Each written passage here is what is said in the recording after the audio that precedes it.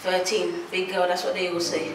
Secondary, fame, popping champagne, drink up, shoves, bashment all the way. But then I couldn't take it.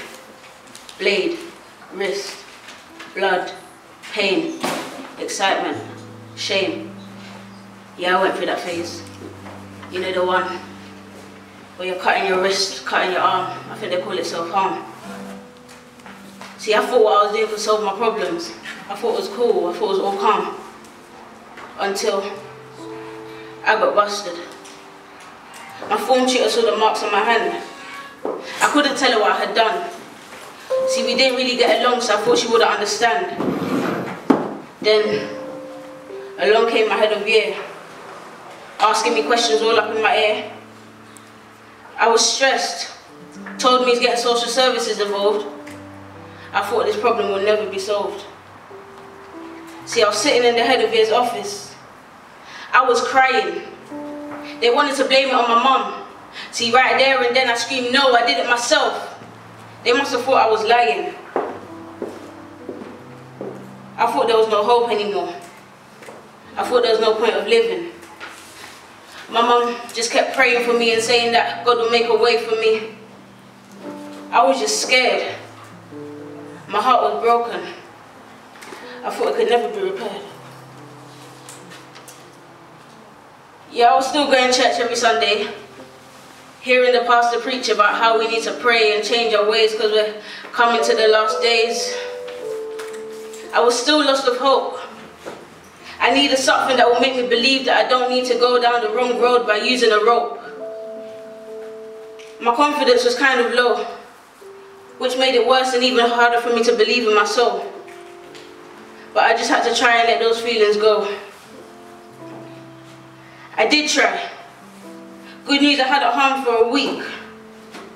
But then something happened and I just couldn't take it, so I used the blade again. Not gonna lie, it was kind of peak because I really wanted to keep going, but I gave up. It was like the spirit was willing, but the flesh was weak. See, my thoughts were getting worse. I started thinking of ways to die, overdose, more cutting and suicide. By then I had lost my faith. I wanted these thoughts to go, but I didn't think there was any way.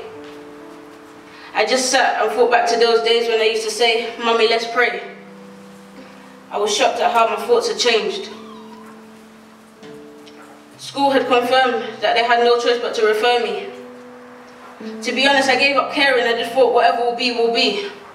So they referred me to Maudsley. They said I had depression, OCD, insomnia and anxiety. I was quite down for some time, but then an older girl gave me a challenge to stop harming. Not gonna lie, I did think it was a bit of a mountain to climb, but I just thought I'll give it a try. I tried, started making a bit of progress, had it home for 16 days. I was quite impressed, but about life itself, I couldn't care less. So it was the night before the big day, the 4th of June, my 14th birthday. Yay. I wasn't really excited because I had things on my mind. On the other hand, I can't lie, I was quite surprised because I didn't think I'd survive to see another birthday. A month went by, had it harmed, the feeling came back. I wanted to start doing it again because I just thought I can't resist it. Phone vibrated, it was a text from a friend saying, Philippians 4:13, I can do all things through Christ who strengthens me. That gave me a bit of hope to start thinking positive. Now, I mean, it was kind of strange, but I was determined to make a change. Trying to get my life on track, began to gain my faith back. Because I do admit most of what was on my mind was suicide, but I give thanks to God that I'm still alive. My family was still praying. I was going counselling sessions, but gradually things started to turn out well. And now I'm happily saying that I've learnt my lessons. And for the future, I have a big story to tell. Now, they could have been saying R.I.P., but I'm saying God save me.